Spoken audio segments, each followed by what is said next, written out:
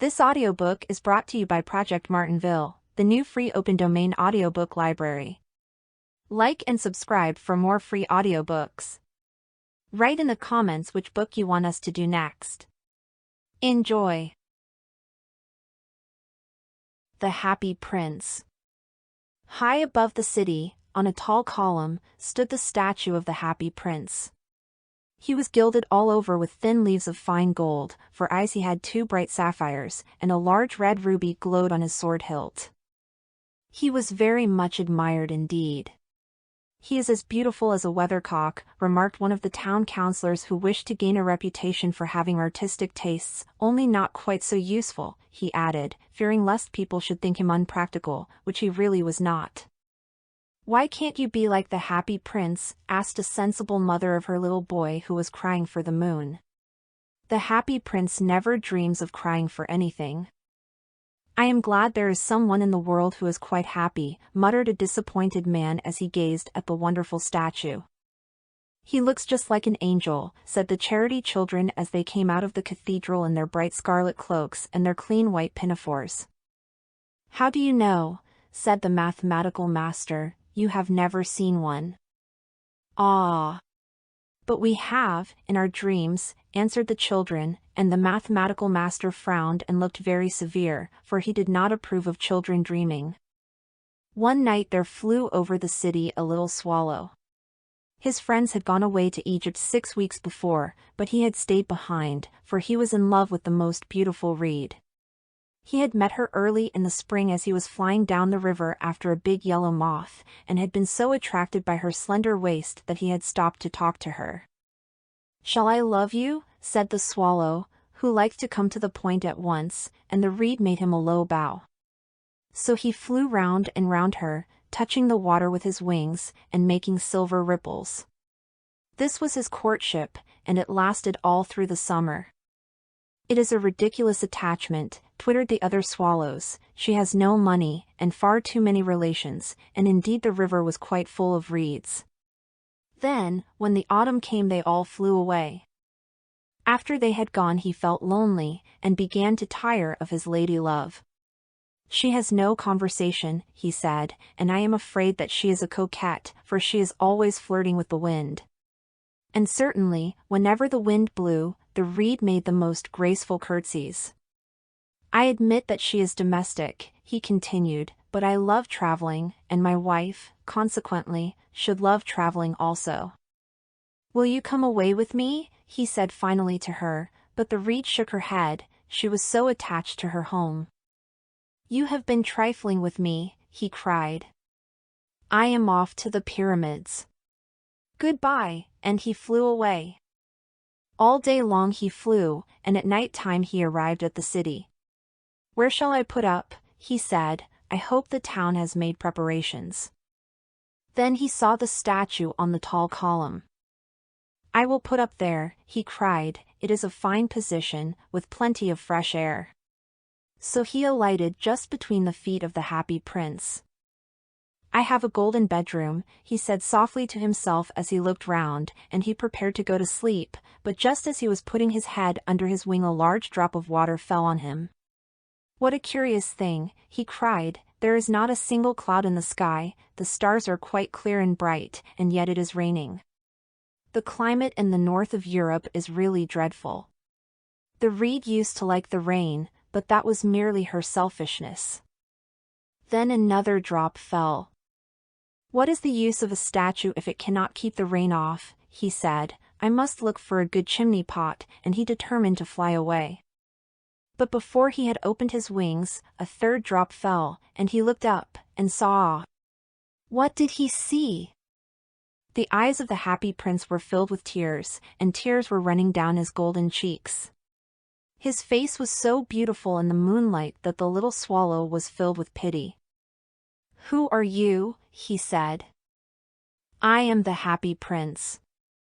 "Why are you weeping then?" asked the swallow. "You have quite drenched me." "When I was alive and had a human heart," answered the statue, "I did not know what tears were, for I lived in the palace of Sans Souci, where sorrow is not allowed to enter." In the daytime I played with my companions in the garden, and in the evening I led the dance in the great hall.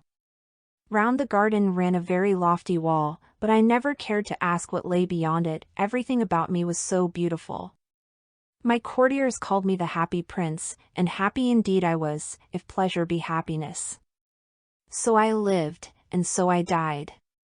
And now that I am dead they have set me up here so high that I can see all the ugliness and all the misery of my city, and though my heart is made of lead yet I cannot choose but weep. What? Is he not solid gold? Said the swallow to himself. He was too polite to make any personal remarks out loud. Far away, continued the statue in a low musical voice, far away in a little street there is a poor house. One of the windows is open, and through it I can see a woman seated at a table. Her face is thin and worn, and she has coarse, red hands, all pricked by the needle, for she is a seamstress. She is embroidering passion flowers on a satin gown for the loveliest of the Queen's maids of honor to wear at the next court ball. In a bed in the corner of the room her little boy is lying ill. He has a fever, and is asking for oranges. His mother has nothing to give him but river water, so he is crying. Swallow, swallow, little swallow, will you not bring her the ruby out of my sword hilt? My feet are fastened to this pedestal and I cannot move. I am waited for in Egypt, said the swallow. My friends are flying up and down the Nile, and talking to the large lotus flowers. Soon they will go to sleep in the tomb of the great king. The king is there himself in his painted coffin. He is wrapped in yellow linen, and embalmed with spices. Round his neck is a chain of pale green jade, and his hands are like withered leaves. Swallow, swallow, little swallow, said the prince, will you not stay with me for one night, and be my messenger? The boy is so thirsty, and the mother so sad. I don't think I like boys, answered the swallow. Last summer, when I was staying on the river, there were two rude boys, the miller's sons, who were always throwing stones at me. They never hit me, of course, we swallows fly far too well for that, and besides, I come of a family famous for its agility, but still, it was a mark of disrespect. But the happy prince looked so sad that the little swallow was sorry.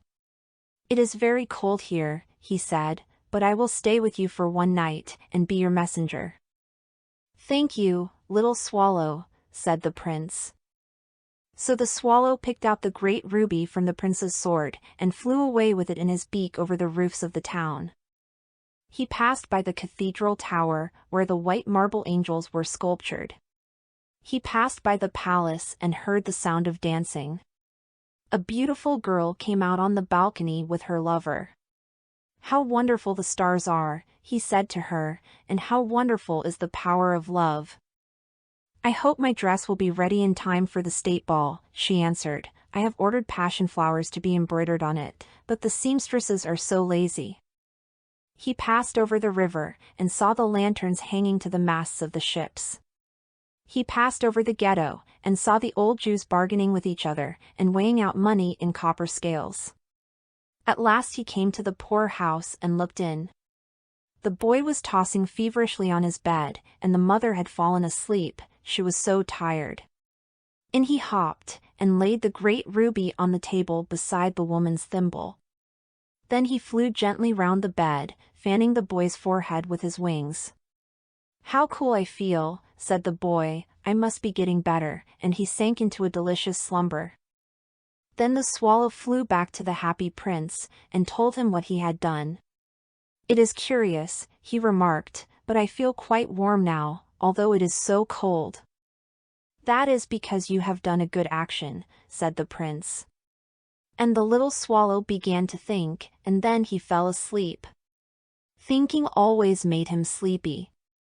When day broke he flew down to the river and had a bath. What a remarkable phenomenon, said the professor of ornithology as he was passing over the bridge. A swallow in winter. And he wrote a long letter about it to the local newspaper. Everyone quoted it, it was full of so many words that they could not understand. "Tonight I go to Egypt," said the swallow, and he was in high spirits at the prospect. He visited all the public monuments, and sat a long time on top of the church steeple. Wherever he went the sparrows chirruped, and said to each other, "What a distinguished stranger," so he enjoyed himself very much. When the moon rose he flew back to the happy prince. "Have you any commissions for Egypt?" he cried. "I am just starting." "Swallow, swallow, little swallow," said the prince, "will you not stay with me one night longer?" "I am waited for in Egypt," answered the swallow. "Tomorrow my friends will fly up to the second cataract. The river horse couches there among the bulrushes, and on a great granite throne sits the god Memnon. All night long he watches the stars, and when the morning star shines he utters one cry of joy, and then he is silent. At noon the yellow lions come down to the water's edge to drink. They have eyes like green barrels, and their roar is louder than the roar of the cataract." "Swallow, swallow, little swallow," said the prince, "far away across the city I see a young man in a garret. He is leaning over a desk covered with papers, and in a tumbler by his side there is a bunch of withered violets. His hair is brown and crisp, and his lips are red as a pomegranate, and he has large and dreamy eyes. He is trying to finish a play for the director of the theater, but he is too cold to write any more. There is no fire in the grate, and hunger has made him faint.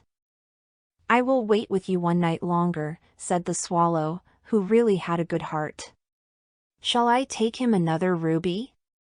"Alas! I have no ruby now," said the prince, "my eyes are all that I have left. They are made of rare sapphires, which were brought out of India 1,000 years ago. Pluck out one of them and take it to him.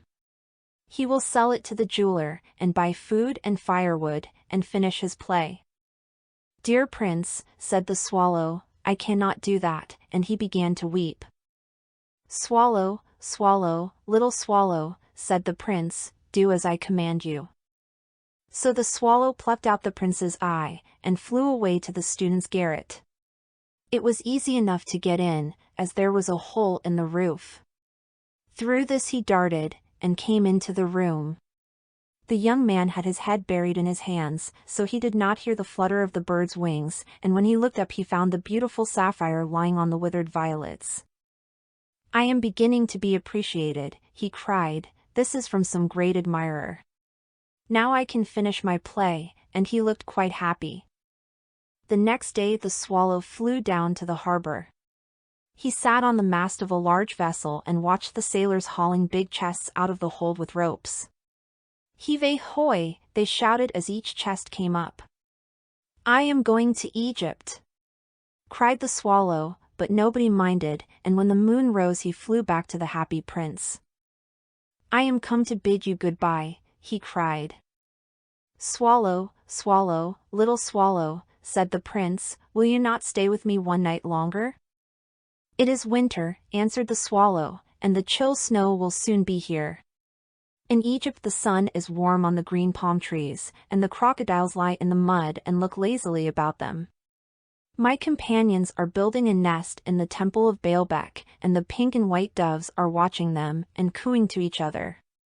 Dear prince, I must leave you, but I will never forget you, and next spring I will bring you back 2 beautiful jewels in place of those you have given away. The ruby shall be redder than a red rose, and the sapphire shall be as blue as the great sea." "In the square below," said the happy prince, "there stands a little match girl. She has let her matches fall in the gutter, and they are all spoiled. Her father will beat her if she does not bring home some money, and she is crying. She has no shoes or stockings, and her little head is bare. Pluck out my other eye, and give it to her, and her father will not beat her." "I will stay with you one night longer," said the swallow, "but I cannot pluck out your eye. You would be quite blind then." "Swallow, swallow, little swallow," said the prince, "do as I command you." So he plucked out the prince's other eye, and darted down with it. He swooped past the match girl, and slipped the jewel into the palm of her hand. "What a lovely bit of glass," cried the little girl, and she ran home, laughing. Then the swallow came back to the prince. "You are blind now," he said, "so I will stay with you always." "No, little swallow," said the poor prince, "you must go away to Egypt." "I will stay with you always," said the swallow, and he slept at the prince's feet. All the next day he sat on the prince's shoulder, and told him stories of what he had seen in strange lands. He told him of the red ibises, who stand in long rows on the banks of the Nile, and catch goldfish in their beaks, of the Sphinx, who is as old as the world itself, and lives in the desert, and knows everything, of the merchants, who walk slowly by the side of their camels, and carry amber beads in their hands, of the king of the mountains of the moon, who is as black as ebony, and worships a large crystal, of the great green snake that sleeps in a palm tree, and has 20 priests to feed it with honey cakes, and of the pygmies who sail over a big lake on large flat leaves, and are always at war with the butterflies. "Dear little swallow," said the prince, "you tell me of marvelous things, but more marvelous than anything is the suffering of men and of women. There is no mystery so great as misery. Fly over my city, little swallow, and tell me what you see there." So the swallow flew over the great city, and saw the rich making merry in their beautiful houses, while the beggars were sitting at the gates. He flew into dark lanes, and saw the white faces of starving children looking out listlessly at the black streets. Under the archway of a bridge 2 little boys were lying in one another's arms to try and keep themselves warm. "How hungry we are," they said. "You must not lie here," shouted the watchman, and they wandered out into the rain. Then he flew back and told the prince what he had seen. "I am covered with fine gold," said the prince, "you must take it off, leaf by leaf, and give it to my poor. The living always think that gold can make them happy." Leaf after leaf of the fine gold the swallow picked off, till the happy prince looked quite dull and grey. Leaf after leaf of the fine gold he brought to the poor, and the children's faces grew rosier, and they laughed and played games in the street. "We have bread now," they cried. Then the snow came, and after the snow came the frost. The streets looked as if they were made of silver, they were so bright and glistening, long icicles like crystal daggers hung down from the eaves of the houses, everybody went about in furs, and the little boys wore scarlet caps and skated on the ice. The poor little swallow grew colder and colder, but he would not leave the prince, he loved him too well. He picked up crumbs outside the baker's door when the baker was not looking and tried to keep himself warm by flapping his wings. But at last he knew that he was going to die. He had just strength to fly up to the prince's shoulder once more. "Goodbye, dear prince," he murmured, "will you let me kiss your hand?"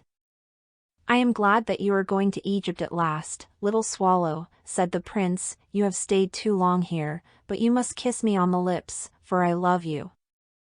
"It is not to Egypt that I am going," said the swallow. "I am going to the house of death. Death is the brother of sleep, is he not?" And he kissed the happy prince on the lips, and fell down dead at his feet.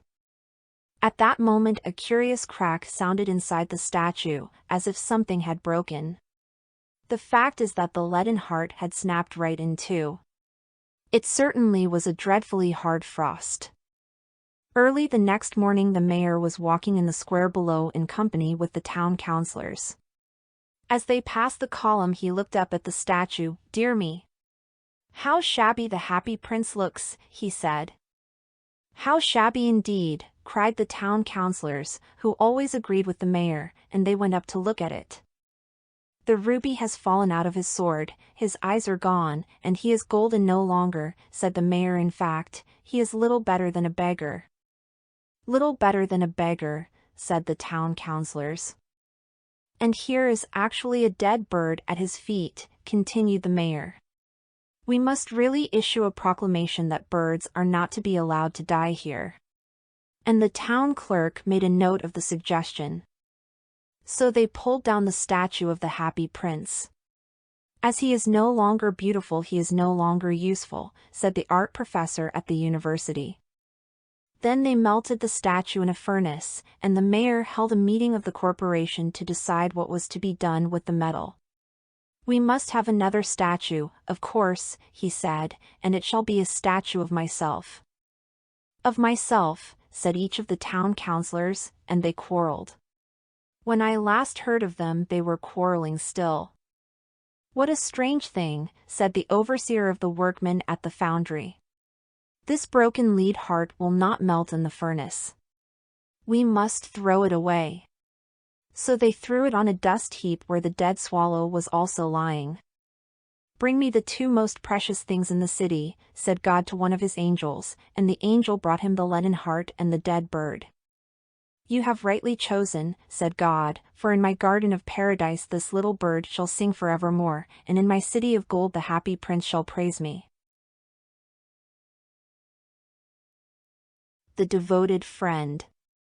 One morning the old water rat put his head out of his hole. He had bright beady eyes and stiff gray whiskers, and his tail was like a long bit of black India rubber. The little ducks were swimming about in the pond, looking just like a lot of yellow canaries, and their mother, who was pure white with real red legs, was trying to teach them how to stand on their heads in the water. "You will never be in the best society unless you can stand on your heads," she kept saying to them, and every now and then she showed them how it was done. But the little ducks paid no attention to her. They were so young that they did not know what an advantage it is to be in society at all. "What disobedient children," cried the old water rat, "they really deserve to be drowned." "Nothing of the kind," answered the duck, "every one must make a beginning, and parents cannot be too patient." "Ah! I know nothing about the feelings of parents," said the water rat, "I am not a family man. In fact, I have never been married, and I never intend to be. Love is all very well in its way, but friendship is much higher. Indeed, I know of nothing in the world that is either nobler or rarer than a devoted friendship." "And what, pray, is your idea of the duties of a devoted friend?" asked a green linnet, who was sitting in a willow tree hard by, and had overheard the conversation. "Yes, that is just what I want to know," said the duck, and she swam away to the end of the pond, and stood upon her head, in order to give her children a good example. "What a silly question," cried the water rat. "I should expect my devoted friend to be devoted to me, of course." "And what would you do in return?" said the little bird, swinging upon a silver spray, and flapping his tiny wings. "I don't understand you," answered the water rat. "Let me tell you a story on the subject," said the linnet. "Is the story about me?" asked the water rat. "If so, I will listen to it, for I am extremely fond of fiction." "It is applicable to you," answered the linnet, and he flew down, and alighting upon the bank, he told the story of the devoted friend. "Once upon a time," said the linnet, "there was an honest little fellow named Hans." "Was he very distinguished?" asked the water rat. "No," answered the linnet, "I don't think he was distinguished at all, except for his kind heart, and his funny round good-humored face. He lived in a tiny cottage all by himself, and every day he worked in his garden. In all the countryside there was no garden so lovely as his. Sweet William grew there, and gillyflowers, and shepherd's purses, and fair maids of France. There were damask roses, and yellow roses, lilac crocuses, and gold, purple violets and white columbine and lady smock, marjoram and wild basil, the cowslip and the flower de luce, the daffodil and the clove-pink bloomed were blossomed in their proper order as the months went by, one flower taking another flower's place, so that there were always beautiful things to look at, and pleasant odors to smell. Little Hans had a great many friends, but the most devoted friend of all was Big Hugh the miller. Indeed, so devoted was the rich miller to little Hans, that he would never go by his garden without leaning over the wall and plucking a large nosegay, or a handful of sweet herbs, or filling his pockets with plums and cherries if it was the fruit season. Real friends should have everything in common, the miller used to say, and little Hans nodded and smiled, and felt very proud of having a friend with such noble ideas. Sometimes, indeed, the neighbors thought it strange that the rich miller never gave little Hans anything in return, though he had 100 sacks of flour stored away in his mill, and 6 milch cows, and a large flock of woolly sheep, but Hans never troubled his head about these things, and nothing gave him greater pleasure than to listen to all the wonderful things the miller used to say about the unselfishness of true friendship. So little Hans worked away in his garden. During the spring, the summer, and the autumn he was very happy, but when the winter came, and he had no fruit or flowers to bring to the market, he suffered a good deal from cold and hunger, and often had to go to bed without any supper but a few dried pears or some hard nuts. In the winter, also, he was extremely lonely, as the miller never came to see him then. "There is no good in my going to see little Hans as long as the snow lasts," the miller used to say to his wife, "for when people are in trouble they should be left alone, and not be bothered by visitors." That at least is my idea about friendship, and I am sure I am right. So I shall wait till the spring comes, and then I shall pay him a visit, and he will be able to give me a large basket of primroses, and that will make him so happy. "You are certainly very thoughtful about others," answered the wife, as she sat in her comfortable armchair by the big pinewood fire, "very thoughtful indeed. It is quite a treat to hear you talk about friendship. I am sure the clergyman himself could not say such beautiful things as you do, though he does live in a 3-storied house, and wear a gold ring on his little finger." "But could we not ask little Hans up here?" said the miller's youngest son. "If poor Hans is in trouble I will give him half my porridge, and show him my white rabbits." "What a silly boy you are," cried the miller, "I really don't know what is the use of sending you to school. You seem not to learn anything. Why, if little Hans came up here, and saw our warm fire, and our good supper, and our great cask of red wine, he might get envious, and envy is a most terrible thing, and would spoil anybody's nature. I certainly will not allow Hans' nature to be spoiled. I am his best friend, and I will always watch over him, and see that he is not led into any temptations. Besides, if Hans came here, he might ask me to let him have some flour on credit, and that I could not do. Flour is one thing, and friendship is another, and they should not be confused. Why, the words are spelt differently, and mean quite different things. Everybody can see that." "How will you talk?" said the miller's wife, pouring herself out a large glass of warm ale. "Really I feel quite drowsy. It is just like being in church." "Lots of people act well," answered the miller, "but very few people talk well, which shows that talking is much the more difficult thing of the two, and much the finer thing also," and he looked sternly across the table at his little son, who felt so ashamed of himself that he hung his head down, and grew quite scarlet, and began to cry into his tea. However, he was so young that you must excuse him. "Is that the end of the story?" asked the water rat. "Certainly not," answered the linnet, "that is the beginning." "Then you are quite behind the age," said the water rat. "Every good storyteller nowadays starts with the end, and then goes on to the beginning, and concludes with the middle. That is the new method. I heard all about it the other day from a critic who was walking round the pond with a young man. He spoke of the matter at great length, and I am sure he must have been right, for he had blue spectacles and a bald head, and whenever the young man made any remark, he always answered pooh. But pray go on with your story. I like the miller immensely. I have all kinds of beautiful sentiments myself, so there is a great sympathy between us." "Well," said the linnet, hopping now on one leg and now on the other, "as soon as the winter was over, and the primroses began to open their pale yellow stars, the miller said to his wife that he would go down and see little Hans." "Why, what a good heart you have," cried his wife, "you are always thinking of others. And mind you take the big basket with you for the flowers." So the miller tied the sails of the windmill together with a strong iron chain, and went down the hill with the basket on his arm. "Good morning, little Hans," said the miller. "Good morning," said Hans, leaning on his spade, and smiling from ear to ear. "And how have you been all the winter?" said the miller. "Well, really," cried Hans, "it is very good of you to ask, very good indeed. I am afraid I had rather a hard time of it, but now the spring has come and I am quite happy, and all my flowers are doing well. We often talked of you during the winter, Hans, said the miller, and wondered how you were getting on. That was kind of you, said Hans. I was half afraid you had forgotten me. Hans, I am surprised at you, said the miller. Friendship never forgets.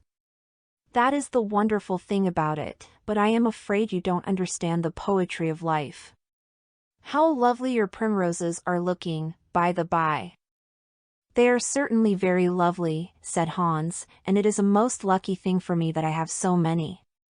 I am going to bring them into the market and sell them to the burgomaster's daughter, and buy back my wheelbarrow with the money. Buy back your wheelbarrow? You don't mean to say you have sold it? What a very stupid thing to do.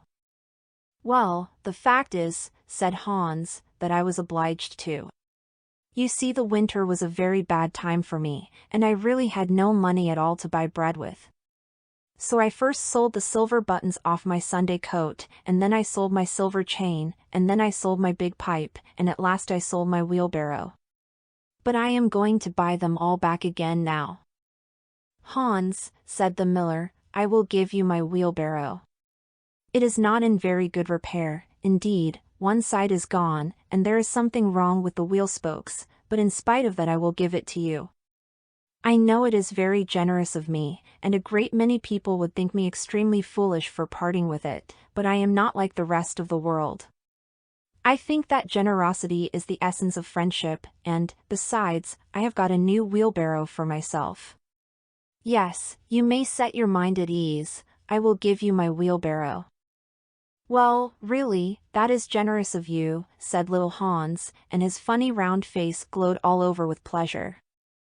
I can easily put it in repair, as I have a plank of wood in the house. A plank of wood, said the miller, why, that is just what I want for the roof of my barn. There is a very large hole in it, and the corn will all get damp if I don't stop it up. How lucky you mentioned it. It is quite remarkable how one good action always breeds another. I have given you my wheelbarrow, and now you are going to give me your plank. Of course, the wheelbarrow is worth far more than the plank, but true, friendship never notices things like that. Pray get it at once, and I will set to work at my barn this very day. Certainly, cried little Hans, and he ran into the shed and dragged the plank out.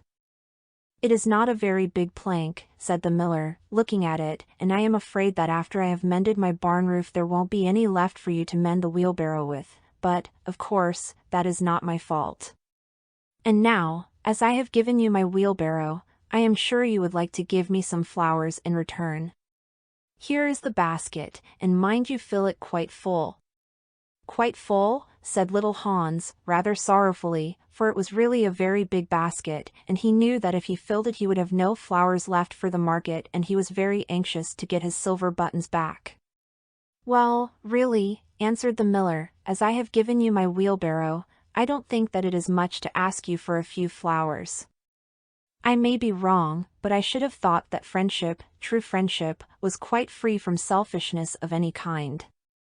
My dear friend, my best friend, cried little Hans, you are welcome to all the flowers in my garden. I would much sooner have your good opinion than my silver buttons any day, and he ran and plucked all his pretty primroses, and filled the miller's basket.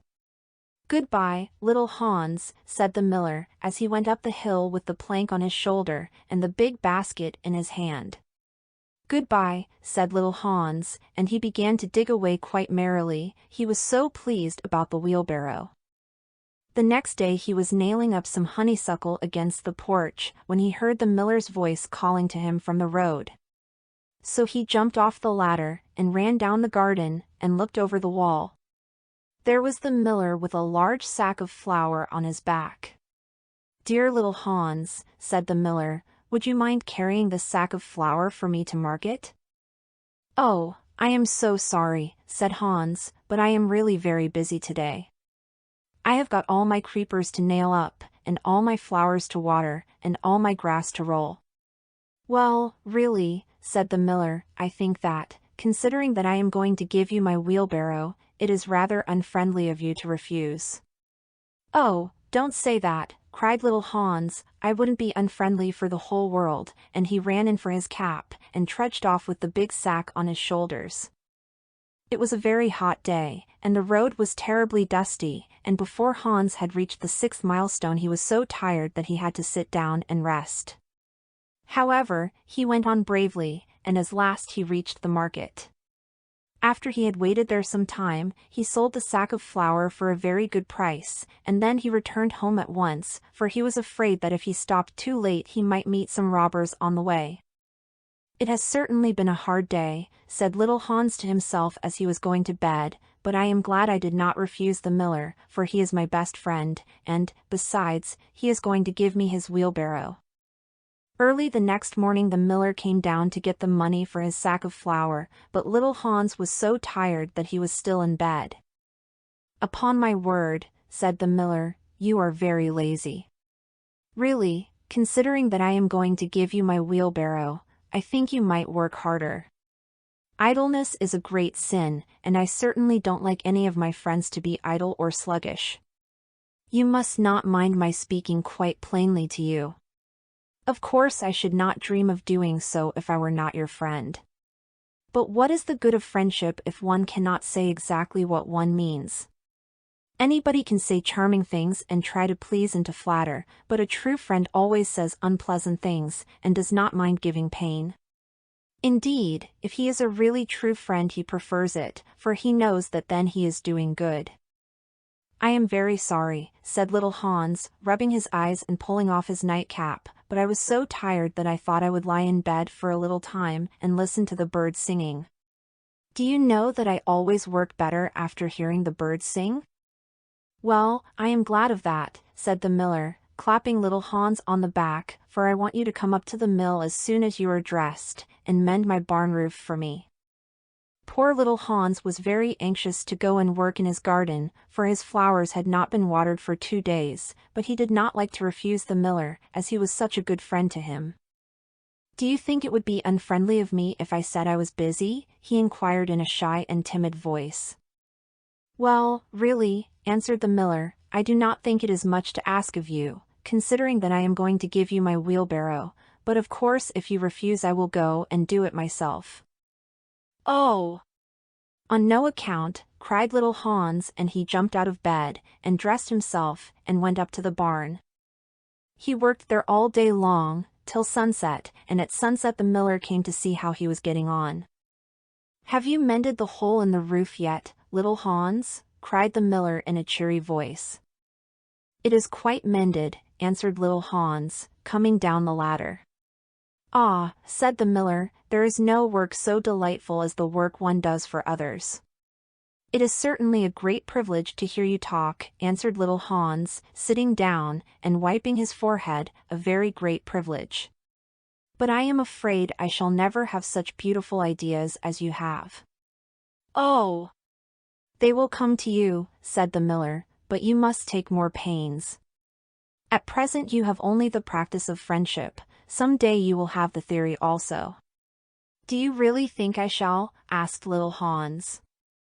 "I have no doubt of it," answered the miller, "but now that you have mended the roof, you had better go home and rest, for I want you to drive my sheep to the mountain tomorrow."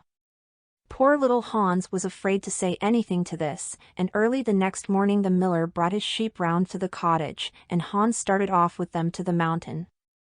It took him the whole day to get there and back, and when he returned he was so tired that he went off to sleep in his chair, and did not wake up till it was broad daylight. "What a delightful time I shall have in my garden," he said, and he went to work at once.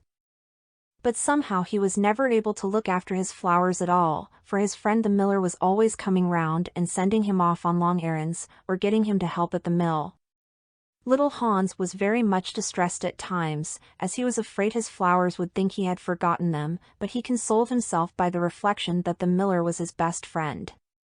Besides, he used to say, "He is going to give me his wheelbarrow, and that is an act of pure generosity." So little Hans worked away for the miller, and the miller said all kinds of beautiful things about friendship, which Hans took down in a notebook and used to read over at night, for he was a very good scholar. Now it happened that one evening little Hans was sitting by his fireside when a loud rap came at the door. It was a very wild night, and the wind was blowing and roaring round the house so terribly that at first he thought it was merely the storm. But a second rap came, and then a third, louder than any of the others. "It is some poor traveler," said little Hans to himself, and he ran to the door. There stood the miller with a lantern in one hand and a big stick in the other. "Dear little Hans," cried the miller, "I am in great trouble. My little boy has fallen off a ladder and hurt himself, and I am going for the doctor.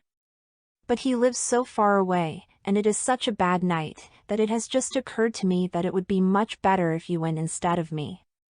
You know I am going to give you my wheelbarrow, and so, it is only fair that you should do something for me in return." "Certainly," cried little Hans, "I take it quite as a compliment your coming to me, and I will start off at once.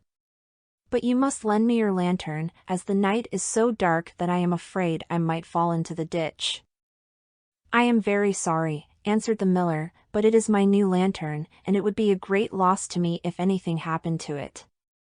"Well, never mind, I will do without it," cried little Hans, and he took down his great fur coat and his warm scarlet cap and tied a muffler round his throat and started off. What a dreadful storm it was! The night was so black that little Hans could hardly see, and the wind was so strong that he could scarcely stand. However, he was very courageous, and after he had been walking about 3 hours, he arrived at the doctor's house, and knocked at the door. "Who is there?" cried the doctor, putting his head out of his bedroom window. "Little Hans, doctor." "What do you want, little Hans?" "The miller's son has fallen from a ladder, and has hurt himself, and the miller wants you to come at once." "All right," said the doctor, and he ordered his horse, and his big boots, and his lantern, and came downstairs, and rode off in the direction of the miller's house, little Hans trudging behind him. But the storm grew worse and worse, and the rain fell in torrents, and little Hans could not see where he was going, or keep up with the horse. At last he lost his way, and wandered off on the moor, which was a very dangerous place, as it was full of deep holes, and their poor little Hans was drowned.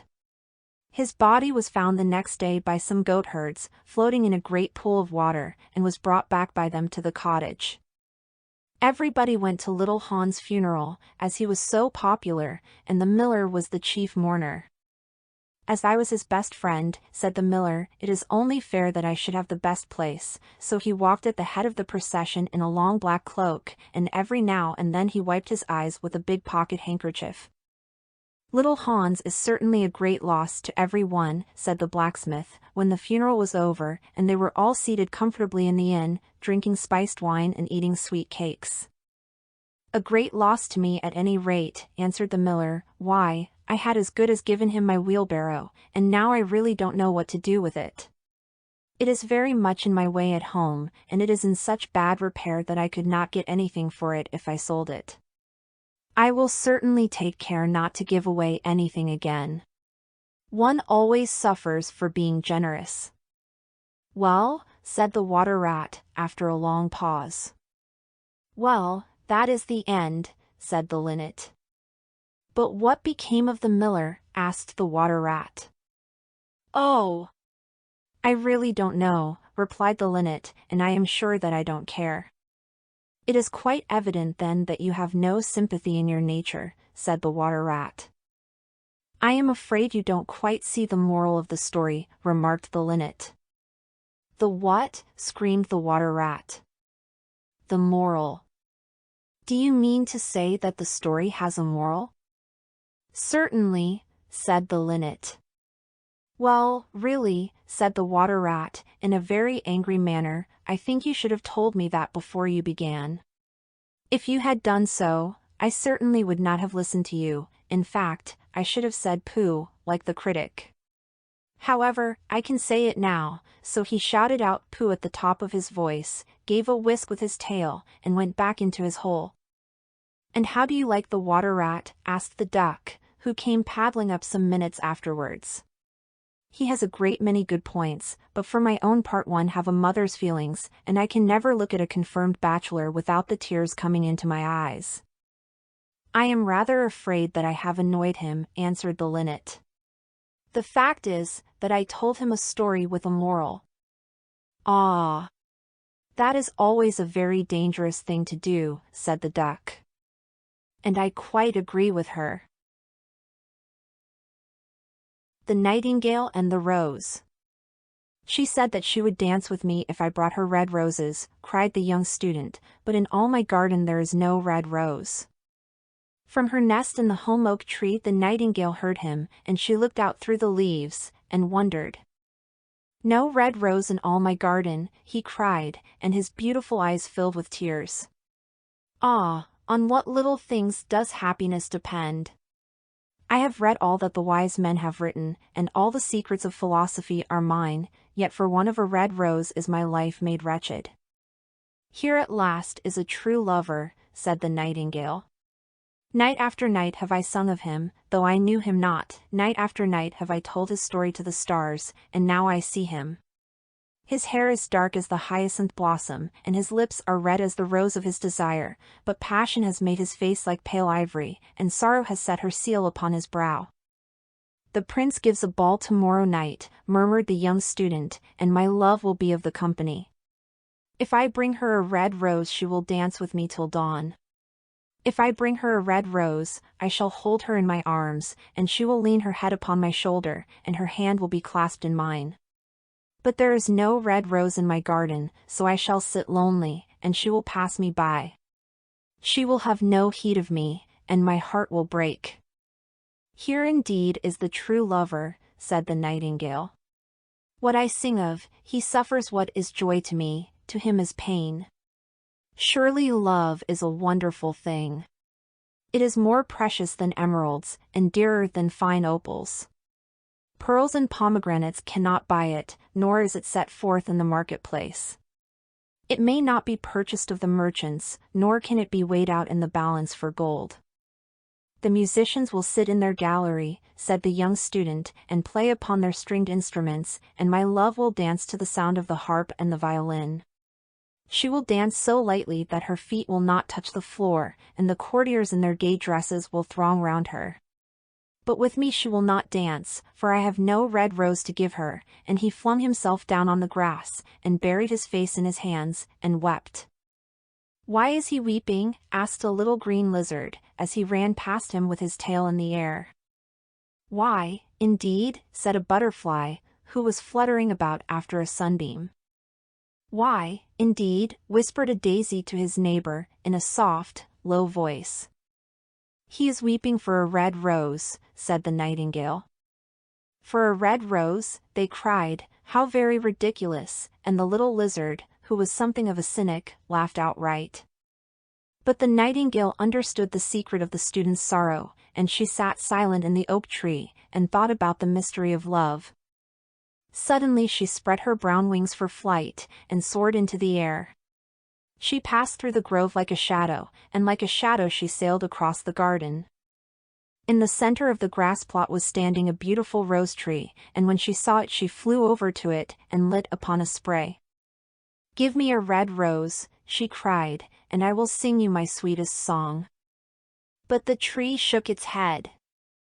My roses are white, it answered, as white as the foam of the sea, and whiter than the snow upon the mountain. But go to my brother who grows round the old sundial, and perhaps he will give you what you want. So the nightingale flew over to the rose tree that was growing round the old sundial. Give me a red rose, she cried, and I will sing you my sweetest song.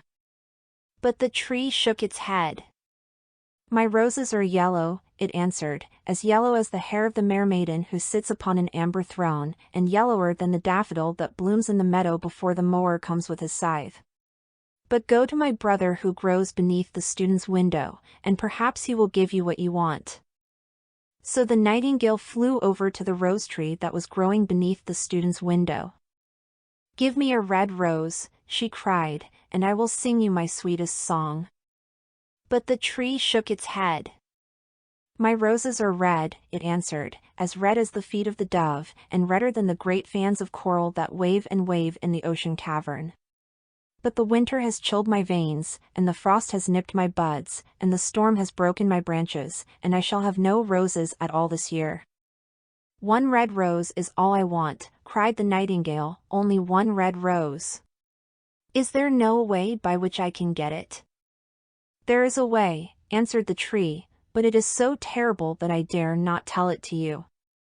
Tell it to me, said the nightingale, I am not afraid. If you want a red rose, said the tree, you must build it out of music by moonlight, and stain it with your own heart's blood. You must sing to me with your breast against a thorn. All night long you must sing to me, and the thorn must pierce your heart, and your life-blood must flow into my veins, and become mine. Death is a great price to pay for a red rose, cried the nightingale, and life is very dear to all. It is pleasant to sit in the green wood, and to watch the sun in his chariot of gold, and the moon in her chariot of pearl. Sweet is the scent of the hawthorn, and sweet are the bluebells that hide in the valley, and the heather that blows on the hill. Yet love is better than life, and what is the heart of a bird compared to the heart of a man? So she spread her brown wings for flight, and soared into the air. She swept over the garden like a shadow, and like a shadow she sailed through the grove. The young student was still lying on the grass, where she had left him, and the tears were not yet dry in his beautiful eyes. Be happy, cried the nightingale, be happy, you shall have your red rose. I will build it out of music by moonlight, and stain it with my own heart's blood. All that I ask of you in return is that you will be a true lover, for love is wiser than philosophy, though she is wise, and mightier than power, though he is mighty. Flame-colored are his wings, and colored like flame is his body. His lips are sweet as honey, and his breath is like frankincense. The student looked up from the grass, and listened, but he could not understand what the nightingale was saying to him, for he only knew the things that are written down in books.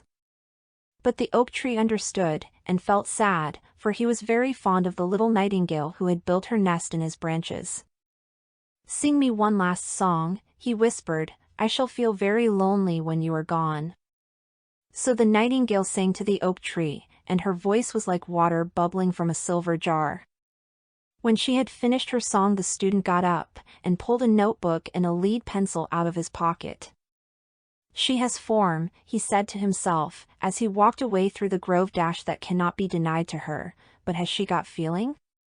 I am afraid not. In fact, she is like most artists, she is all style, without any sincerity. She would not sacrifice herself for others. She thinks merely of music, and everybody knows that the arts are selfish. Still, it must be admitted that she has some beautiful notes in her voice. What a pity it is that they do not mean anything, or do any practical good. And he went into his room, and lay down on his little pallet bed, and began to think of his love, and, after a time, he fell asleep. And when the moon shone in the heavens, the nightingale flew to the rose tree, and set her breast against the thorn. All night long she sang with her breast against the thorn, and the cold crystal moon leaned down and listened. All night long she sang, and the thorn went deeper and deeper into her breast, and her life-blood ebbed away from her. She sang first of the birth of love in the heart of a boy and a girl. And on the topmost spray of the rose tree there blossomed a marvelous rose, petal following petal, as song followed song. Pale was it, at first, as the mist that hangs over the river, pale as the feet of the morning, and silver as the wings of the dawn. As the shadow of a rose in a mirror of silver, as the shadow of a rose in a water pool, so was the rose that blossomed on the topmost spray of the tree. But the tree cried to the nightingale to press closer against the thorn. Press closer, little nightingale, cried the tree, or the day will come before the rose is finished. So the nightingale pressed closer against the thorn, and louder grew her song, for she sang of the birth of passion in the soul of a man and a maid. And a delicate flush of pink came into the leaves of the rose, like the flush in the face of the bridegroom when he kisses the lips of the bride. But the thorn had not yet reached her heart, so the rose's heart remained white, for only a nightingale's heart's blood can crimson the heart of a rose. And the tree cried to the nightingale to press closer against the thorn. "Press closer, little nightingale," cried the tree, "or the day will come before the rose is finished." So the nightingale pressed closer against the thorn, and the thorn touched her heart, and a fierce pang of pain shot through her. Bitter, bitter was the pain, and wilder grew her song, for she sang of the love that is perfected by death, of the love that dies not in the tomb. And the marvelous rose became crimson, like the rose of the eastern sky.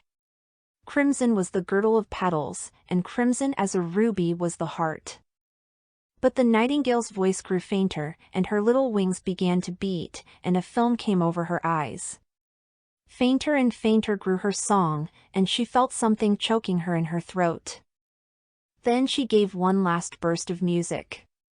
The white moon heard it, and she forgot the dawn, and lingered on in the sky. The red rose heard it, and it trembled all over with ecstasy, and opened its petals to the cold morning air. Echo bore it to her purple cavern in the hills, and woke the sleeping shepherds from their dreams. It floated through the reeds of the river, and they carried its message to the sea. "Look, look," cried the tree, "the rose is finished now," but the nightingale made no answer, for she was lying dead in the long grass, with the thorn in her heart. And at noon the student opened his window and looked out. "Why, what a wonderful piece of luck," he cried, "here is a red rose. I have never seen any rose like it in all my life.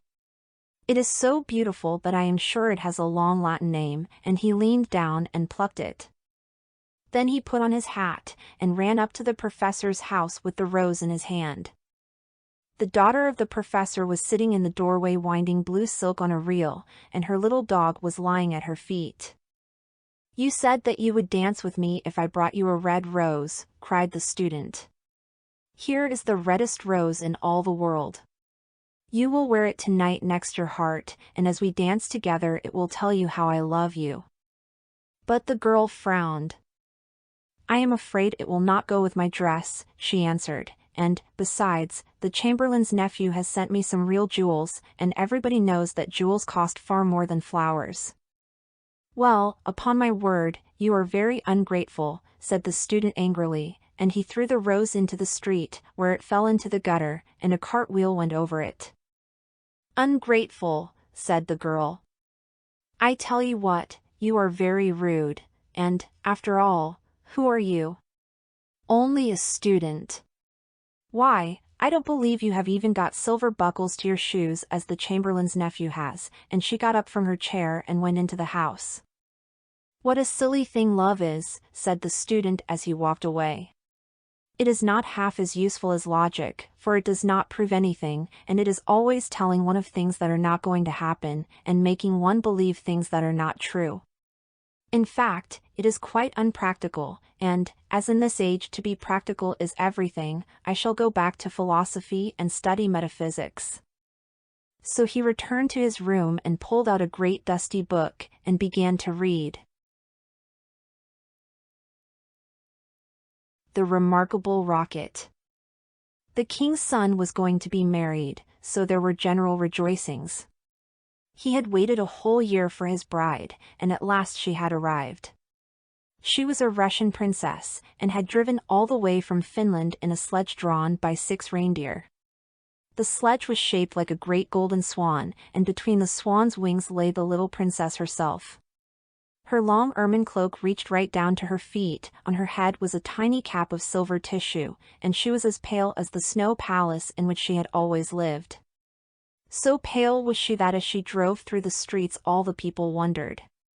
"She is like a white rose," they cried, and they threw down flowers on her from the balconies. At the gate of the castle the prince was waiting to receive her. He had dreamy violet eyes, and his hair was like fine gold. When he saw her he sank upon one knee, and kissed her hand. "Your picture was beautiful," he murmured, "but you are more beautiful than your picture," and the little princess blushed. "She was like a white rose before," said a young page to his neighbor, "but she is like a red rose now," and the whole court was delighted. For the next 3 days everybody went about saying, "White rose, red rose, red rose, white rose," and the king gave orders that the page's salary was to be doubled. As he received no salary at all, this was not of much use to him, but it was considered a great honor, and was duly published in the court gazette. When the 3 days were over, the marriage was celebrated. It was a magnificent ceremony, and the bride and bridegroom walked hand in hand under a canopy of purple velvet embroidered with little pearls. Then there was a state banquet, which lasted for 5 hours. The prince and princess sat at the top of the great hall and drank out of a cup of clear crystal. Only true lovers could drink out of this cup, for if false lips touched it, it grew gray and dull and cloudy.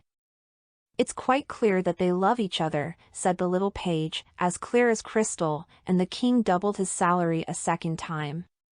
"What an honor!" cried all the courtiers. After the banquet there was to be a ball. The bride and bridegroom were to dance the rose dance together, and the king had promised to play the flute. He played very badly, but no one had ever dared to tell him so, because he was the king. Indeed, he knew only 2 airs, and was never quite certain which one he was playing, but it made no matter, for, whatever he did, everybody cried out, "Charming! Charming!" The last item on the program was a grand display of fireworks, to be let off exactly at midnight. The little princess had never seen a firework in her life, so the king had given orders that the royal pyrotechnist should be in attendance on the day of her marriage. "What are fireworks like?" she had asked the prince, one morning, as she was walking on the terrace. "They are like the aurora borealis," said the king, who always answered questions that were addressed to other people, only much more natural. "I prefer them to stars myself, as you always know when they are going to appear, and they are as delightful as my own flute playing. You must certainly see them." So at the end of the king's garden a great stand had been set up, and as soon as the royal pyrotechnist had put everything in its proper place, the fireworks began to talk to each other. "The world is certainly very beautiful," cried a little squib. "Just look at those yellow tulips. Why, if they were real crackers they could not be lovelier. I am very glad I have traveled. Travel improves the mind wonderfully, and does away with all one's prejudices." "The king's garden is not the world, you foolish squib," said a big Roman candle. "The world is an enormous place, and it would take you 3 days to see it thoroughly." "Any place you love is the world to you," exclaimed a pensive Catherine Wheel, who had been attached to an old deal box in early life, and prided herself on her broken heart. "But love is not fashionable any more, the poets have killed it. They wrote so much about it that nobody believed them, and I am not surprised. True love suffers, and is silent. I remember myself once, but it is no matter now. Romance is a thing of the past." "Nonsense," said the Roman candle, "romance never dies. It is like the moon, and lives forever. The bride and bridegroom, for instance, love each other very dearly. I heard all about them this morning from a brown paper cartridge, who happened to be staying in the same drawer as myself, and knew the latest court news." But the Catherine Wheel shook her head. "Romance is dead, romance is dead, romance is dead," she murmured. She was one of those people who think that, if you say the same thing over and over a great many times, it becomes true in the end.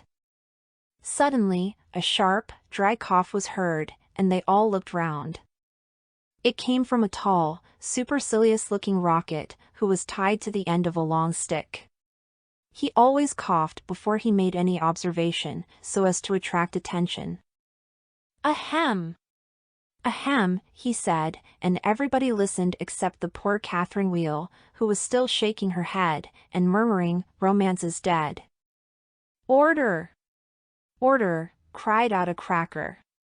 He was something of a politician, and had always taken a prominent part in the local elections, so he knew the proper parliamentary expressions to use. "Quite dead," whispered the Catherine Wheel, and she went off to sleep. As soon as there was perfect silence, the rocket coughed a 3rd time and began. He spoke with a very slow, distinct voice, as if he was dictating his memoirs, and always looked over the shoulder of the person to whom he was talking. In fact, he had a most distinguished manner. "How fortunate it is for the king's son," he remarked, "that he is to be married on the very day on which I am to be let off. Really, if it had been arranged beforehand, it could not have turned out better for him, but princes are always lucky." "Dear me," said the little squib, "I thought it was quite the other way, and that we were to be let off in the prince's honor." "It may be so with you," he answered, "indeed, I have no doubt that it is, but with me it is different. I am a very remarkable rocket, and come of remarkable parents. My mother was the most celebrated Catherine Wheel of her day, and was renowned for her graceful dancing. When she made her great public appearance she spun round 19 times before she went out, and each time that she did so she threw into the air 7 pink stars. She was 3.5 feet in diameter, and made of the very best gunpowder. My father was a rocket like myself, and of French extraction. He flew so high that the people were afraid that he would never come down again. He did, though, for he was of a kindly disposition, and he made a most brilliant descent in a shower of golden rain. The newspapers wrote about his performance in very flattering terms. Indeed, the Court Gazette called him a triumph of pyrotechnic art. Pyrotechnic, you mean," said a Bengal light. "I know it is pyrotechnic, for I saw it written on my own canister." "Well, I said pyrotechnic," answered the rocket, in a severe tone of voice, and the Bengal light felt so crushed that he began at once to bully the little squibs, in order to show that he was still a person of some importance. "I was saying," continued the rocket, "what was I saying?" "You were talking about yourself," replied the Roman candle. "Of course, I knew I was discussing some interesting subject when I was so rudely interrupted. I hate rudeness and bad manners of every kind, for I am extremely sensitive. No one in the whole world is so sensitive as I am quite sure of that." "What is a sensitive person?" said the cracker to the Roman candle. "A person who, because he has corns himself, always treads on other people's toes," answered the Roman candle in a low whisper, and the cracker nearly exploded with laughter. "Pray, what are you laughing at?" inquired the rocket. "I am not laughing." "I am laughing because I am happy," replied the cracker. "That is a very selfish reason," said the rocket angrily. "What right have you to be happy?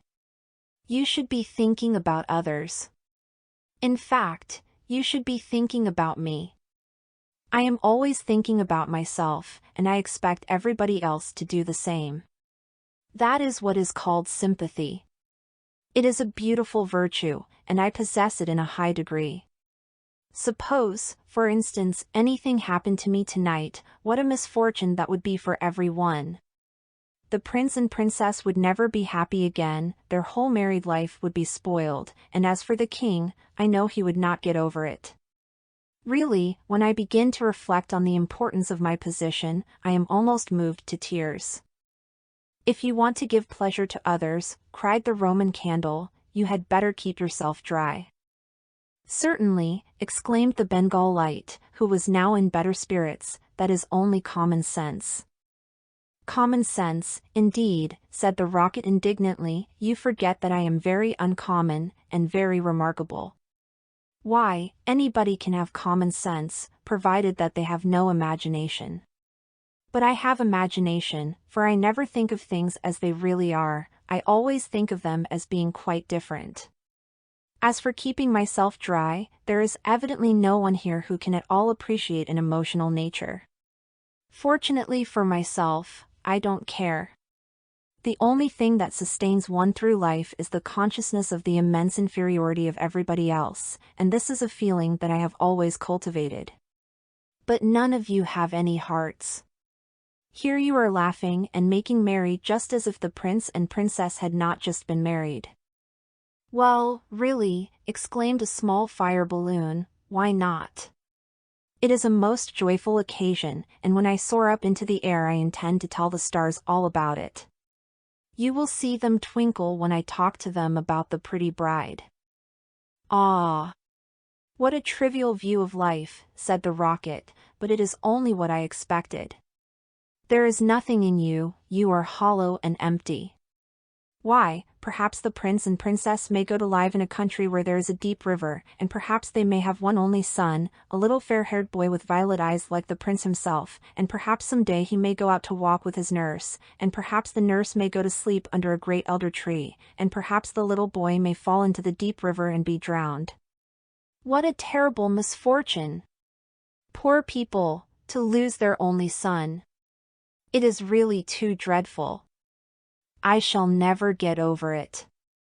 "But they have not lost their only son," said the Roman candle. "No misfortune has happened to them at all." "I never said that they had," replied the rocket, "I said that they might. If they had lost their only son, there would be no use in saying anything more about the matter. I hate people who cry over spilt milk. But when I think that they might lose their only son, I certainly am very much affected." "You certainly are," cried the Bengal light. "In fact, you are the most affected person I ever met." "You are the rudest person I ever met," said the rocket, "and you cannot understand my friendship for the prince." "Why, you don't even know him," growled the Roman candle. "I never said I knew him," answered the rocket. "I dare say that if I knew him I should not be his friend at all. It is a very dangerous thing to know one's friends." "You had really better keep yourself dry," said the fire balloon. "That is the important thing." "Very important for you, I have no doubt," answered the rocket, "but I shall weep if I choose," and he actually burst into real tears, which flowed down his stick like raindrops, and nearly drowned two little beetles, who were just thinking of setting up house together, and were looking for a nice dry spot to live in. "He must have a truly romantic nature," said the Catherine Wheel, "for he weeps when there is nothing at all to weep about," and she heaved a deep sigh, and thought about the deal box. But the Roman candle and the Bengal light were quite indignant, and kept saying, "Humbug! Humbug," at the top of their voices. They were extremely practical, and whenever they objected to anything they called it humbug. Then the moon rose like a wonderful silver shield, and the stars began to shine, and a sound of music came from the palace. The prince and princess were leading the dance. They danced so beautifully that the tall white lilies peeped in at the window and watched them, and the great red poppies nodded their heads and beat time. Then 10 o'clock struck, and then 11, and then 12, and at the last stroke of midnight every one came out on the terrace, and the king sent for the royal pyrotechnist. "Let the fireworks begin," said the king, and the royal pyrotechnist made a low bow, and marched down to the end of the garden. He had 6 attendants with him, each of whom carried a lighted torch at the end of a long pole. It was certainly a magnificent display. Whiz! Whiz! Went the Catherine Wheel, as she spun round and round. Boom! Boom! Went the Roman candle. Then the squibs danced all over the place, and the Bengal lights made everything look scarlet. "Goodbye," cried the fire balloon, as he soared away, dropping tiny blue sparks. "Bang! Bang!" answered the crackers, who were enjoying themselves immensely. Every one was a great success except the remarkable rocket. He was so damp with crying that he could not go off at all. The best thing in him was the gunpowder, and that was so wet with tears that it was of no use. All his poor relations, to whom he would never speak, except with a sneer, shot up into the sky like wonderful golden flowers with blossoms of fire. "Huzzah! Huzzah!" cried the court, and the little princess laughed with pleasure. "I suppose they are reserving me for some grand occasion," said the rocket. "No doubt that is what it means," and he looked more supercilious than ever. The next day the workmen came to put everything tidy. "This is evidently a deputation," said the rocket. "I will receive them with becoming dignity." So he put his nose in the air, and began to frown severely as if he were thinking about some very important subject. But they took no notice of him at all till they were just going away. Then one of them caught sight of him. "Hello!" he cried, "What a bad rocket," and he threw him over the wall into the ditch. "Bad rocket? Bad rocket," he said, as he whirled through the air, "impossible." "Grand rocket," that is what the man said. Bad and grand sound very much the same, indeed they often are the same, and he fell into the mud. "It is not comfortable here," he remarked, "but no doubt it is some fashionable watering place, and they have sent me away to recruit my health. My nerves are certainly very much shattered, and I require rest." Then a little frog, with bright jeweled eyes, and a green mottled coat, swam up to him. "A new arrival, I see," said the frog. "Well, after all there is nothing like mud. Give me rainy weather and a ditch, and I am quite happy. Do you think it will be a wet afternoon?" "I am sure I hope so, but the sky is quite blue and cloudless." "What a pity!" "Ahem! Ahem," said the rocket, and he began to cough. "What a delightful voice you have," cried the frog. "Really it is quite like a croak, and croaking is of course the most musical sound in the world. You will hear our glee club this evening. We sit in the old duck pond close by the farmer's house, and as soon as the moon rises we begin. It is so entrancing that everybody lies awake to listen to us. In fact, it was only yesterday that I heard the farmer's wife say to her mother that she could not get a wink of sleep at night on account of us.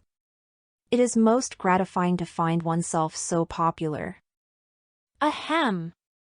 Ahem," said the rocket angrily. He was very much annoyed that he could not get a word in. "A delightful voice, certainly," continued the frog. "I hope you will come over to the duck pond. I am off to look for my daughters. I have 6 beautiful daughters, and I am so afraid the pike may meet them. He is a perfect monster, and would have no hesitation in breakfasting off them. Well, goodbye. I have enjoyed our conversation very much, I assure you." "Conversation, indeed," said the rocket. "You have talked the whole time yourself. That is not conversation." "Somebody must listen," answered the frog, "and I like to do all the talking myself. It saves time, and prevents arguments." "But I like arguments," said the rocket. "I hope not," said the frog complacently. "Arguments are extremely vulgar, for everybody in good society holds exactly the same opinions. Goodbye a second time, I see my daughters in the distance," and the little frog swam away. "You are a very irritating person," said the rocket, "and very ill-bred. I hate people who talk about themselves, as you do, when one wants to talk about oneself, as I do. It is what I call selfishness, and selfishness is a most detestable thing, especially to anyone of my temperament, for I am well known for my sympathetic nature. In fact, you should take example by me, you could not possibly have a better model. Now that you have the chance you had better avail yourself of it, for I am going back to court almost immediately. I am a great favorite at court, in fact, the prince and princess were married yesterday in my honor. Of course you know nothing of these matters, for you are a provincial." "There is no good talking to him," said a dragonfly, who was sitting on the top of a large brown bulrush, "no good at all, for he has gone away." "Well, that is his loss, not mine," answered the rocket. "I am not going to stop talking to him merely because he pays no attention. I like hearing myself talk. It is one of my greatest pleasures. I often have long conversations all by myself, and I am so clever that sometimes I don't understand a single word of what I am saying." "Then you should certainly lecture on philosophy," said the dragonfly, and he spread a pair of lovely gauze wings and soared away into the sky. "How very silly of him not to stay here," said the rocket. "I am sure that he has not often got such a chance of improving his mind.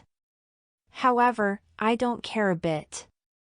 Genius like mine is sure to be appreciated some day," and he sank down a little deeper into the mud. After some time a large white duck swam up to him. She had yellow legs and webbed feet and was considered a great beauty on account of her waddle. Quack, quack, quack, she said. What a curious shape you are. May I ask, were you born like that, or is it the result of an accident? It is quite evident that you have always lived in the country, answered the rocket, otherwise you would know who I am. However, I excuse your ignorance. It would be unfair to expect other people to be as remarkable as oneself. You will no doubt be surprised to hear that I can fly up into the sky, and come down in a shower of golden rain. I don't think much of that, said the duck, as I cannot see what use it is to anyone. Now, if you could plow the fields like the ox, or draw a cart like the horse, or look after the sheep like the collie dog, that would be something. My good creature, cried the rocket in a very haughty tone of voice, I see that you belong to the lower orders. A person of my position is never useful. We have certain accomplishments, and that is more than sufficient.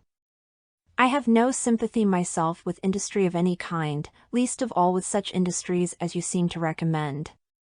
Indeed, I have always been of opinion that hard work is simply the refuge of people who have nothing whatever to do. Well, well, said the duck, who was of a very peaceable disposition, and never quarreled with anyone, everybody has different tastes. I hope, at any rate, that you are going to take up your residence here. Oh! Dear no, cried the rocket.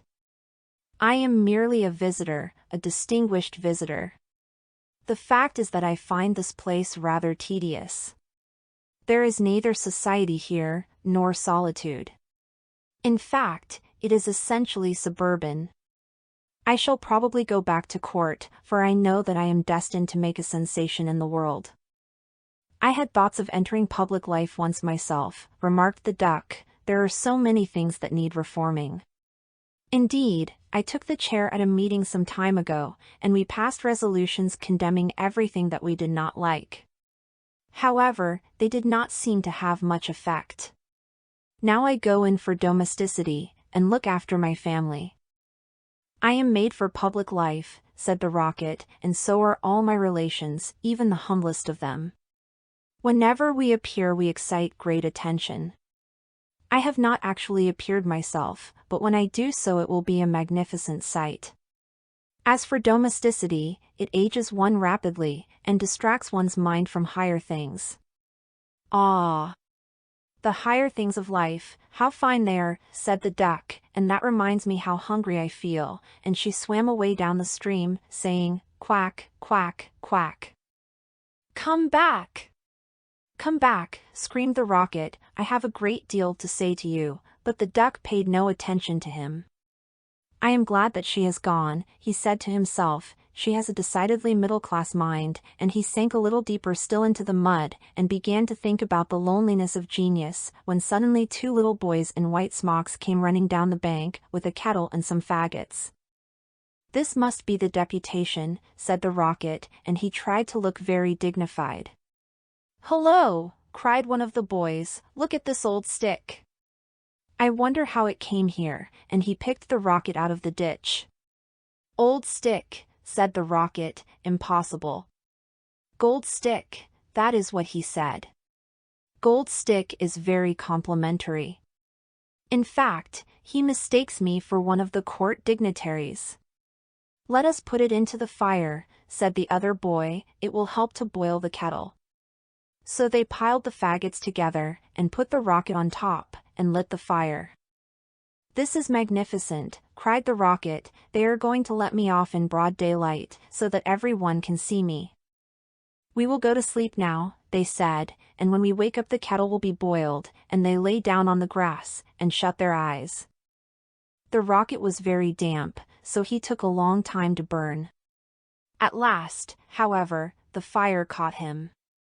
Now I am going off, he cried, and he made himself very stiff and straight. I know I shall go much higher than the stars, much higher than the moon, much higher than the sun. In fact, I shall go so high that dash. Fizz! Fizz! Fizz! And he went straight up into the air. Delightful, he cried, I shall go on like this forever. What a success I am! But nobody saw him.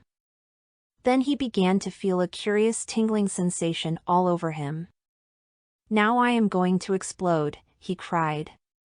"I shall set the whole world on fire, and make such a noise that nobody will talk about anything else for a whole year." And he certainly did explode. Bang! Bang! Bang! Went the gunpowder. There was no doubt about it. But nobody heard him, not even the two little boys, for they were sound asleep. Then all that was left of him was the stick, and this fell down on the back of a goose who was taking a walk by the side of the ditch. "Good heavens!" cried the goose. "It is going to rain sticks," and she rushed into the water. "I knew I should create a great sensation," gasped the rocket, and he went out. The Selfish Giant. Every afternoon, as they were coming from school, the children used to go and play in the giant's garden. It was a large, lovely garden, with soft green grass. Here and there over the grass stood beautiful flowers like stars, and there were 12 peach trees that in the springtime broke out into delicate blossoms of pink and pearl, and in the autumn bore rich fruit. The birds sat on the trees and sang so sweetly that the children used to stop their games in order to listen to them. "How happy we are here," they cried to each other. One day the giant came back. He had been to visit his friend the Cornish ogre, and had stayed with him for 7 years. After the 7 years were over he had said all that he had to say, for his conversation was limited, and he determined to return to his own castle. When he arrived he saw the children playing in the garden. "What are you doing here?" he cried in a very gruff voice, and the children ran away. "My own garden is my own garden," said the giant. "Anyone can understand that, and I will allow nobody to play in it but myself." So he built a high wall all round it, and put up a notice board. "Trespassers will be prosecuted." He was a very selfish giant. The poor children had now nowhere to play. They tried to play on the road, but the road was very dusty and full of hard stones, and they did not like it. They used to wander round the high wall when their lessons were over, and talk about the beautiful garden inside. "How happy we were there," they said to each other. Then the spring came, and all over the country there were little blossoms and little birds. Only in the garden of the selfish giant it was still winter. The birds did not care to sing in it as there were no children, and the trees forgot to blossom. Once a beautiful flower put its head out from the grass, but when it saw the notice board it was so sorry for the children that it slipped back into the ground again, and went off to sleep. The only people who were pleased were the snow and the frost. "Spring has forgotten this garden," they cried, "so we will live here all the year round." The snow covered up the grass with her great white cloak, and the frost painted all the trees silver. Then they invited the north wind to stay with them, and he came. He was wrapped in furs, and he roared all day about the garden, and blew the chimney pots down. "This is a delightful spot," he said, "we must ask the hail on a visit." So the hail came. Every day for 3 hours he rattled on the roof of the castle till he broke most of the slates, and then he ran round and round the garden as fast as he could go. He was dressed in grey, and his breath was like ice. "I cannot understand why the spring is so late in coming," said the selfish giant, as he sat at the window and looked out at his cold white garden. "I hope there will be a change in the weather."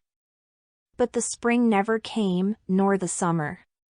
The autumn gave golden fruit to every garden, but to the giant's garden she gave none. "He is too selfish," she said. So it was always winter there, and the north wind, and the hail, and the frost, and the snow danced about through the trees. One morning the giant was lying awake in bed when he heard some lovely music. It sounded so sweet to his ears that he thought it must be the king's musicians passing by. It was really only a little linnet singing outside his window, but it was so long since he had heard a bird sing in his garden that it seemed to him to be the most beautiful music in the world. Then the hail stopped dancing over his head, and the north wind ceased roaring, and a delicious perfume came to him through the open casement. "I believe the spring has come at last," said the giant, and he jumped out of bed and looked out. What did he see? He saw a most wonderful sight. Through a little hole in the wall the children had crept in, and they were sitting in the branches of the trees. In every tree that he could see there was a little child. And the trees were so glad to have the children back again that they had covered themselves with blossoms, and were waving their arms gently above the children's heads. The birds were flying about and twittering with delight, and the flowers were looking up through the green grass and laughing. It was a lovely scene, only in one corner it was still winter. It was the farthest corner of the garden, and in it was standing a little boy. He was so small that he could not reach up to the branches of the tree, and he was wandering all round it, crying bitterly. The poor tree was still quite covered with frost and snow, and the north wind was blowing and roaring above it. "Climb up, little boy," said the tree, and it bent its branches down as low as it could, but the boy was too tiny. And the giant's heart melted as he looked out. "How selfish I have been," he said, "now I know why the spring would not come here. I will put that poor little boy on the top of the tree, and then I will knock down the wall, and my garden shall be the children's playground forever and ever." He was really very sorry for what he had done. So he crept downstairs and opened the front door quite softly, and went out into the garden. But when the children saw him they were so frightened that they all ran away, and the garden became winter again. Only the little boy did not run, for his eyes were so full of tears that he did not see the giant coming. And the giant stole up behind him and took him gently in his hand, and put him up into the tree. And the tree broke at once into blossom, and the birds came and sang on it, and the little boy stretched out his 2 arms and flung them round the giant's neck, and kissed him.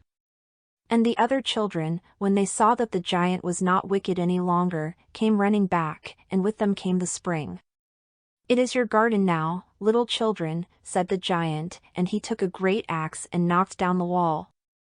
And when the people were going to market at 12 o'clock they found the giant playing with the children in the most beautiful garden they had ever seen. All day long they played, and in the evening they came to the giant to bid him goodbye. "But where is your little companion?" he said, "the boy I put into the tree." The giant loved him the best because he had kissed him. "We don't know," answered the children, "he has gone away." "You must tell him to be sure and come here tomorrow," said the giant. But the children said that they did not know where he lived, and had never seen him before, and the giant felt very sad. Every afternoon, when school was over, the children came and played with the giant. But the little boy whom the giant loved was never seen again. The giant was very kind to all the children, yet he longed for his first little friend, and often spoke of him. "How I would like to see him," he used to say. Years went over, and the giant grew very old and feeble. He could not play about any more, so he sat in a huge armchair, and watched the children at their games, and admired his garden. "I have many beautiful flowers," he said, "but the children are the most beautiful flowers of all." One winter morning he looked out of his window as he was dressing. He did not hate the winter now, for he knew that it was merely the spring asleep, and that the flowers were resting. Suddenly he rubbed his eyes in wonder, and looked and looked. It certainly was a marvelous sight. In the farthest corner of the garden was a tree quite covered with lovely white blossoms. Its branches were all golden, and silver fruit hung down from them, and underneath it stood the little boy he had loved. Downstairs ran the giant in great joy, and out into the garden. He hastened across the grass, and came near to the child. And when he came quite close his face grew red with anger, and he said, "Who hath dared to wound thee?" For on the palms of the child's hands were the prints of 2 nails, and the prints of 2 nails were on the little feet. "Who hath dared to wound thee?" cried the giant. "Tell me, that I may take my big sword and slay him." "Nay," answered the child, "but these are the wounds of love." "Who art thou?" said the giant, and a strange awe fell on him, and he knelt before the little child. And the child smiled on the giant, and said to him, "You let me play once in your garden, today you shall come with me to my garden, which is paradise." And when the children ran in that afternoon, they found the giant lying dead under the tree, all covered with white blossoms.